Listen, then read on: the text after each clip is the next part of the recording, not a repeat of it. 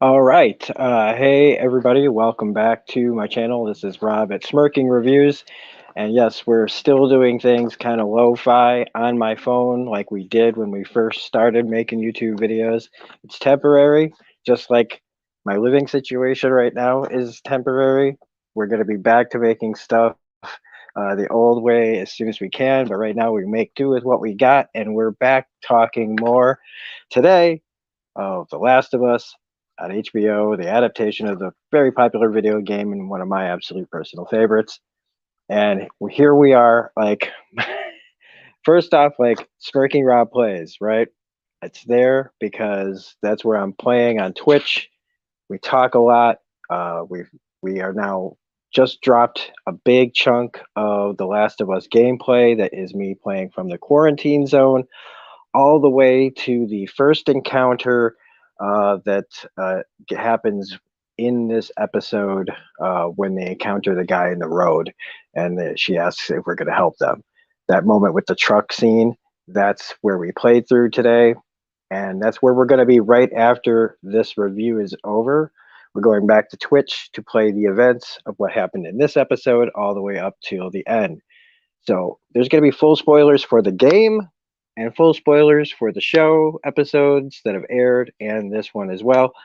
So if you like it, what we're still doing here occasionally on Smirking Reviews, please hit the like button, comment, share, subscribe. Blah, blah, blah, blah, blah, blah. Let's jump into this because this for me when I play the game is what I call that point in any game where you finally are kind of set free into the story where the fun can really start. Because everything else is set up, and after Tess's death in episode 2, all we see is them going off, and then in episode 3, them going to Bill's and meeting and finding Bill's there, and it's all Bill and Frank's story, episode 3. So even though Joel and Tess are in it, and we are bookended with Joel and Ellie, that's really it. That was telling a different story. It was just a little pocket story that was just done really beautifully.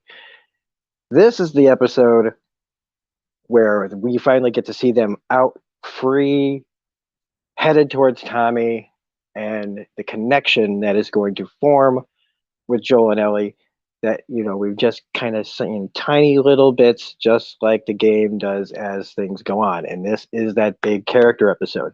So like they've said in the podcast, and again, the podcast is far superior to just about anybody probably reviewing, recapping, reactionaring, whatever you're doing with the talking about The Last of Us. The podcast is just the best source for quality talking about the product that they've made. And with Troy Baker hosting and Neil and Craig doing really, really, really honest takes about this, including in the behind the scenes. These guys are really talking to the audience. These guys are really talking about uh, the changes they've made and explaining it. They're not sitting on the sidelines waiting for the fans to scream at them for making changes. They go out of their way to immediately address this is where we deviated and this is why. And that's excellent. And they're giving, like, everybody says a lot or around enough people talking about this show that eventually everybody has said everything, but somehow they still say it better than any of the rest of us. So check that out. And if you feel like watching any more of my video after telling you to go somewhere else to watch, well, whatever. But I just really do think that podcast is excellent. But yes, here we go.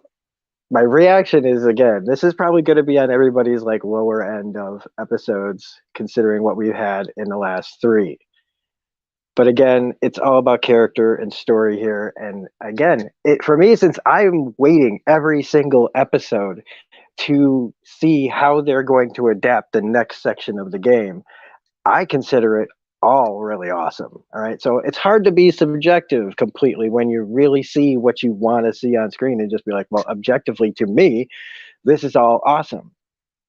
And even when they make changes, I'm still going, this is great. And in fact, again, like they say on the podcast, when they talk about adapting this game into a show,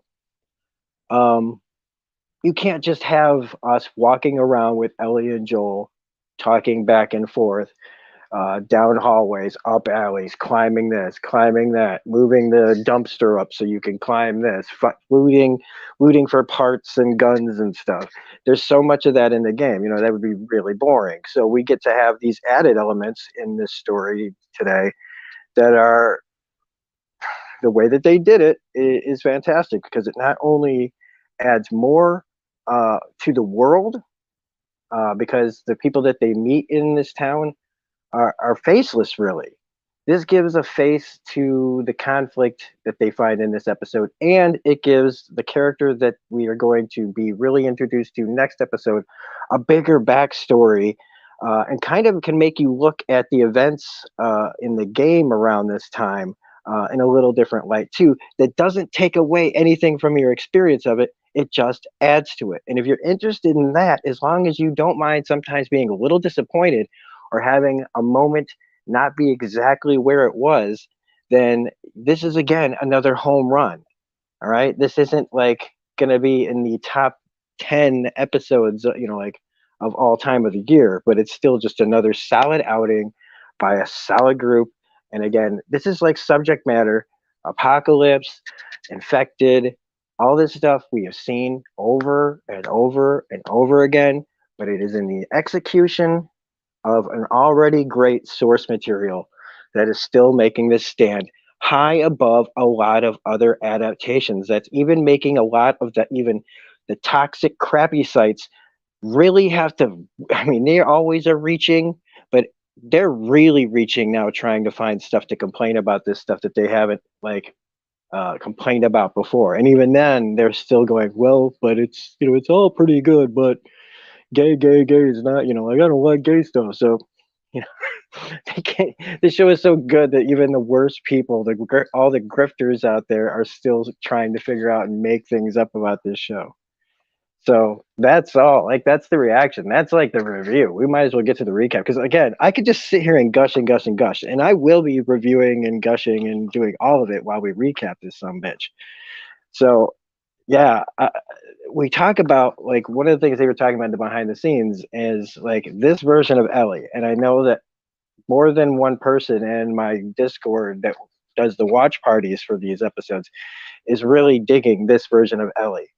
And I was thinking about this earlier about how, because in the game, Ellie had a greater connection to Marlene and the Fireflies in a sense of doing good for the right, doing the absolute good for the right thing. Meaning, like, if she needed to sacrifice herself or whatever for finding a cure, she would have that instilled in her, that kind of her heroism, even though it suits, she's also part of a little bit of an agenda at the same time. But she is, a more positive character. And I know that she went to school in the game. They talk about this, but there's something about that background of the Fedra part that makes me feel like she's a little bit more, like a little more like we're taking a bit more of her lessons from that side of things. And they definitely show that her relationship with Marlene was not as strong in the show. She kind of was coming around to her and like understanding what was going on. Um, but she still didn't have enough time with them before she just goes off with Joel, and then with the whole thing where she sees him kill some guy in front of her, and sees that she's got her own darkness because of the moments that happen in the DLC, where like Joel is purposeless after the death of Sarah, and he's been doing all this stuff with Tess, keeping her alive, but Ellie also doesn't have a purpose, and she's become like this. You're seeing this darker side to her, and with his influence around her, she is going darker quicker, and there's less of that. Like, and it's important though that they also balance that out in this episode with adding the humor that these two characters have, something to help them bond with, and that's where we get the puns from the video game back, where every once in a while Ashley would just bust out her little book of puns that she keeps in her back pocket. I mean, Ashley Johnson as Ellie, because for me Ashley Johnson is just amazing as Ellie. Um, But that was a great way to put tension breakers in there. Good cheesy jokes that bring people together, that make you smile, that let your guard down, and it's a way for Joel to soften because she sees like the tension and she's trying to break it, and no matter how much he pushes her a little bit away, she's pushing back just enough to keep getting him to lower his guard and lower his guard and lower his guard. Um, and so we see her in the beginning with the gun pointed at the mirror, and she's doing her own little Travis Bickle impersonation. You know, she is ready to go. At least she thinks she is, right? She's a kid forced into an adult situation. Adults are talking to her like she's an adult, but you know, all of that doesn't mean nothing until you end up having to pull the trigger, or you think you have to pull the trigger and do, and the effects that happens, seeing the actual results of this adult life that you know, kids fantasize about, right? Who hasn't had a toy gun? You know, most people have had a toy gun at some point in their lives and have been like, you know, and just, or we play our games, you know, but I don't, we all know it's fictional, you know. But in this situation, you know, the reality for Ellie doesn't set in until after she has what happens to her. Um, Now we have this beginning, but we also get they place the car scene that immediately happens when they leave Bill's. It's in the rain and they're driving. That scene didn't happen until a little bit later in the episode. So again, like I said, they've moved things around, but they're still there in some form. And so we get like a 100% accurate car scene of Ellie giving Joel the tape, the Hank Williams tape, her fighting the porno magazine. I mean, every line out of their mouths was basic. I'm pretty sure was 99. I'm gonna say 99.9% accurate. Right down to I want to see what the big deal is about, and how does he walk with that thing, and maybe they didn't put in the why are these pages stuck together, but maybe that part just went by me, just like in the second episode when Ellie said you can't deny that view, and somehow one of the best lines in The Last of Us went right by me. So I don't know. But that scene was awesome to see. Even the throwing the magazine out. It's all the stuff I want to see, and then they give me more. So it literally feels like I'm at an all-you-can-eat buffet of awesome, and I'm eating the hell out of it the whole time. I was like sucking it in, and if that I just want the show to come out faster, but this is what I love. Again, I love this. It's something to look forward to. It's a treat at the end of the week to be able to like look forward to a television show again that you know week in and week out is going to probably be at the very least entertaining, more entertaining than anything you're going to find out at that time that you're watching it. So just when you get to see all that stuff play out and you get more, it's just awesome. So again, we there was a part where they were doing the puns, and he says one back to her, and she's like, she thinks he's like, oh boy, you know, like you must have read this or skipped it, and you just know in that moment with no word, like only he without saying anything more, of him just going, you know, no, it's not it, you know, like you know that Sarah told him that joke, and it's something that sat with him, and that's where you're got her connection, some random thing that made him think of something Sarah did, you know, and that just keeps the cracks coming in for this character. Um, Now, the campfire scene is definitely added. And it's, you know, in the game, they go right from the car in the rain, throwing the porno mag out the window, to the encounter in Pittsburgh, which has been switched. They show Pittsburgh in this, but has been switched to Kansas City, which they said in the behind the scenes was because it, you know, it just makes more sense because Calgary, where they're filming, looks more like Kansas City. So whatever. But they added this scene, and again, this is just because you can't have them just doing video game stuff the whole time. I mean, if because it's not a game that has constant action sequences. It'd be going against itself to just add more action for no reason. Although at the end of this video we'll be talking about something that they could have added, but hey, they only have so much money to put in there, and I think that they were using their money pretty wisely every episode. Um, but this is added again just for more character growth, you know, and it's where we get to hear, and see that he's now invested. Like she's sleeping, he's acting like he's going to go to sleep, and now he's up defending her, ready to defend anybody that comes out after. After she said nobody's going to, infected won't find us out here. Will anybody find us out here? He's like, no. And then he's up, being the protector already. So that's just freaking awesome. Like to see that he's already, taking this more seriously than he was, a couple episodes ago. Now, we also get Tommy's backstory, which is something that has been missing from the game lore for your average person that's like done that. There's not much on Tommy in the games, if that's all you've paid attention to. I'm sure that there might be articles or things that Neil might have said, or the actor might have said, or like, what did he say was your background? Maybe that's out there, but I never heard about it. So in this, you get to hear more about Tommy's background and his kind of hero, wanting to be a hero, how they met Tess, the things that they did, talking about family, what they do for family, but that Ellie is not considered family. And he's still kind of going on about how she's, that she's cargo, but it's, you already know that that's already chipping, but it's just, they kind of throw that in for like, so that what happens later on, as you see more and more, that this is just not the case, that, she's not going to be just cargo for this guy. Which then also slips all the way back. So we have to go, the moment that they do next is actually from the original scene when it's the bridge between Pittsburgh and the porno magazine. So when she throws out the porno mag, they put this scene opposite, which is when he says, you should get some sleep, and she says, I'm not even tired, and she just falls out. So they moved that scene within that scene over to another section, and it still works. It doesn't matter where they put it. It's just great that they managed to put it in there at all.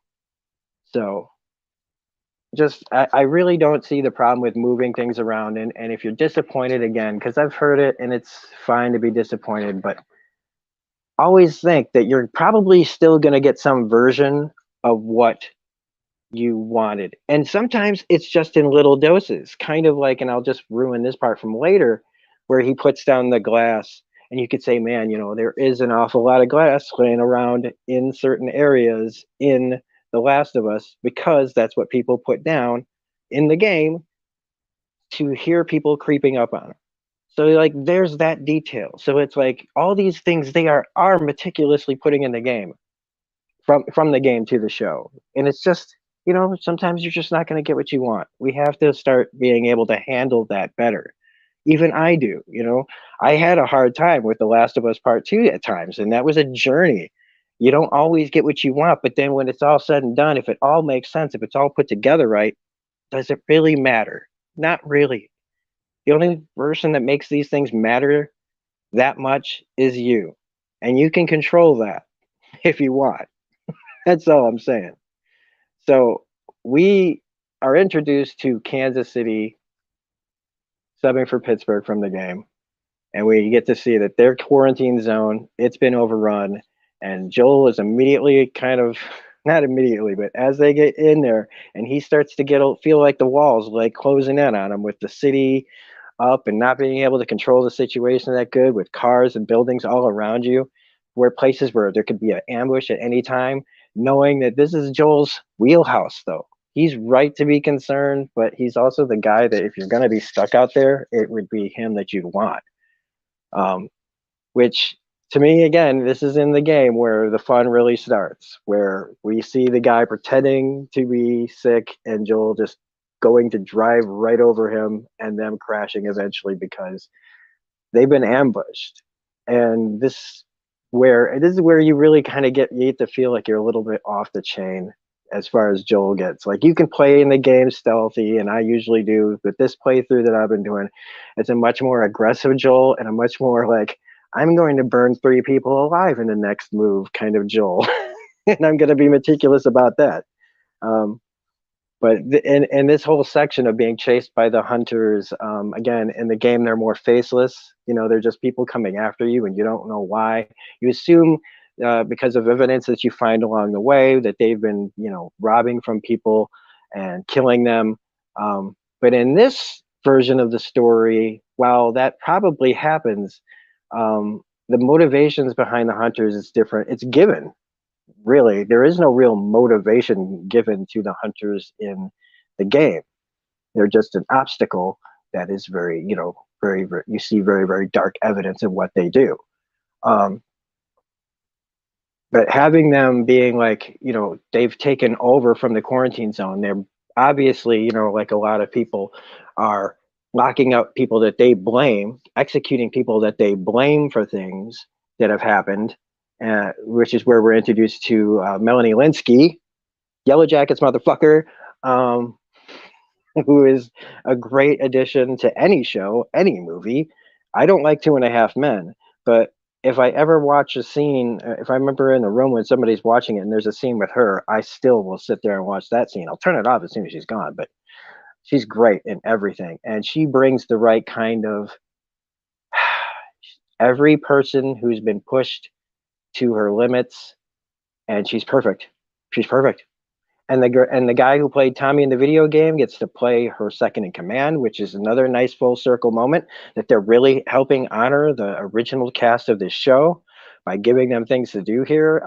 This is really cool. He's in full tactical gear. It's awesome. But we see that this is them, like, when she's talking to Dude about all the missing people that they've killed. You know, they're putting more human face on these hunters than you have in the game. Now things are getting rougher, and it's just like the scene where they crash and they have to kill these guys. We're seeing, like, you know, Ellie has her chance to use her gun, and when she, you know, thinking this is it, this is my moment, and shoots and sees the results of her, that she's, you know, gut shot a guy who is going to die. He can't feel his legs, and him begging for his life, which is also in the games sometimes if you hurt somebody really good in this game, and the way I'm saying it makes it sound, you know, like whatever, like maybe I enjoyed it too much.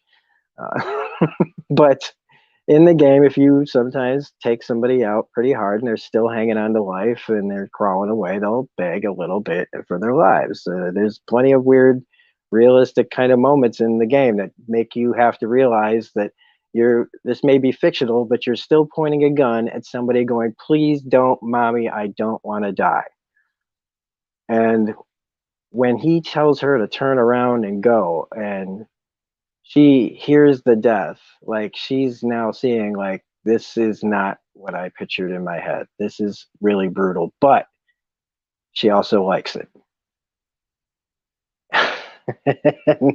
And we know, like, as they said in the behind the scenes, that she is like just like Joel. She's purposeless, and now she's her own little attack dog, and she's got a very good teacher. Um, Now, going back to Kathleen just really quickly, I guess. Um, and God, when he was saying mom, I'm like, oof. But anyway, Kathleen brings up a character that snitched, and she believes is the reason her brother was beaten to death by Fedra. And that person's name is Henry. And in the games, that is a character we're about to meet, that you meet at the end of this episode, is Henry and Sam. Now, when we meet Henry and Sam in the game, we don't know any of this. I don't think he talks about there being a group, but I think in the game, Henry was part of a group that's now, or I think that they were the only two left. I'm not 100% certain. I'm sure that somebody will watch this and remind me. And in my playthrough tonight, I'll probably find out anyway what they said. But I never got the idea that they were running from somebody in uh, the hunters group because of something like snitching to Fedra to get somebody hurt. But For us as game players, this gives us a greater look into what could have been Henry's reason for leaving whatever. Changing his story anyway doesn't really matter, seeing as how you never run into those people that he would have been with. So it's swapping out one for the other, and it doesn't really matter. But what it does do is it gives this arc a bit more, this episode and the next episode, a bit more arc of a story, and give a a character like Henry, whose only existence is again like Joel's at this point, like except Henry and Sam are brothers. So you get the actual familial bond of what somebody will do for a family member, and you've got like Joel being like the adoptive father to Ellie. Although still at this point, I don't think in the episode the characters would be considered that, but we know that they're well on their way to being like that. And just seeing that, we're going to see that kind of that responsibility, what that responsibility looks like to take somebody, out and try to protect them in this kind of world. And what would you do? I'm thinking Henry and Sam might have been in a position where they weren't given a choice, that kind of thing. But we'll see. I don't know, because now we're off the map. Here, where it says on the map, here be monsters, where nobody knows where the fuck is going on out in that section of the ocean. That's where we're at in this story, because this is a blank canvas. They can kind of write a little bit outside the lines and just add and paint a little bit more. And I think that that's going to be fantastic no matter what we do. Um, Now we also have the scene where he helps her with her gun, and it's a creepy kind of dad moment, you know, because he's talking to her about how she's being treated like an adult, and he's trying to tell her like you know through this episode at the end here where it's like it's not fair that you have to deal with this. And her response being, well, does it get easier when get older? And he's like, not really. And it's no, but still, like he doesn't feel like it's still not right that this is what's happening to you. This is not any world that like she should have to be in. But she also brings up like the ambush, and this gives him a moment for us, the audience, and gamers. Like for the audience, this is a more deeper look into Joel's psyche, but like he's been on there, he knows an ambush because he's been on the other side of one. He's been the ambusher and the ambushee. And when she asks him about, killing innocent people, he doesn't really have anything to say because in this world it's in a lot of ways everywhere, like who's really innocent, that kind of commentary on the world and society at large, you know meaning he did, they give the usual typical answer here, which is fine. It can't be, not every line is going to be the highest of quality, but it still makes sense, which is just we did what we had to do to survive. And you're going to see it do a lot worse in a world like this, because in a world if you can't, it's fucked up, but like weak people probably, in a situation like this, anybody can be a victim at any given moment. And if you're just whatever you're not willing to do, somebody else is. And it's a harsh reality to this kind of show and series and thought process of an possible apocalypse happening where we go back to zero. Who's to say what happens? Now, the other interesting wrinkle here that will probably pop up in episode 2 somehow, or the second part of this episode in episode 5, is the fact that Kathleen and her second in command are hiding a massive problem, which I can already tell from the trailer is where the bloater is going to come out of. So for anybody who is missing that scene in the high school or the school in Bill's territory where the bloater shows up, we're still getting a bloater. We're just gonna get it in a more crazy fashion. So again, they just moved it. They're gonna put it over there, and it's gonna be crazy. We're gonna see infected running around with the hunters. It's gonna be probably freaking chaos. It is gonna be gorgeous and awesome. A whole bunch of people are running around, shooting and firing. It's gonna be chaos, and I love it. So, um, what do I else do I have? No, I don't really have anything else at this moment to talk about. It's just another fantastic episode, and like I said, the podcast is going to say it way better. And I'm going to go over to Smirking Rob Plays when I'm done here. We're going to play the hunters section all the way up to hopefully where they meet Henry and Sam, and maybe beyond. I don't know. So we'll probably be talking more about the episode there. I'll probably remember a bunch of things I'd rather talk about. But right before I go, I do have to talk about the we were talking on the stream today on Last of Us, and it really would have been cool in episode 3 if before this is because one of my subscribers brought this up. Deborah brought this up. Sorry, I dropped your name. That, and I know this is just the episode's over. We're not gonna get this, but I did think that if Joel and Ellie had found Bill and Frank the day, like maybe a day before they did what they did, and for Bill it'd be like any other day, and for Frank it'd be like meeting Ellie would be this thing. Like at least they'd get to meet her, and that version of Bill and Frank would have gotten to meet Ellie, and Joel would have just said, "Well, Tess is doing something or other, so don't worry about it." And then I don't know. There just feels like a missed opportunity there, but it was in the end you really couldn't do that because it would take away from just the solid story. But it would have been super cool and super sweet. But that's all I've got to say. So anyway, everybody, thanks for watching. We'll be back next week for episode 5, where we're gonna be Henry and Sam, and we're gonna see bloaters probably, and we're gonna see more Melanie Lynskey and more really, really cool stuff.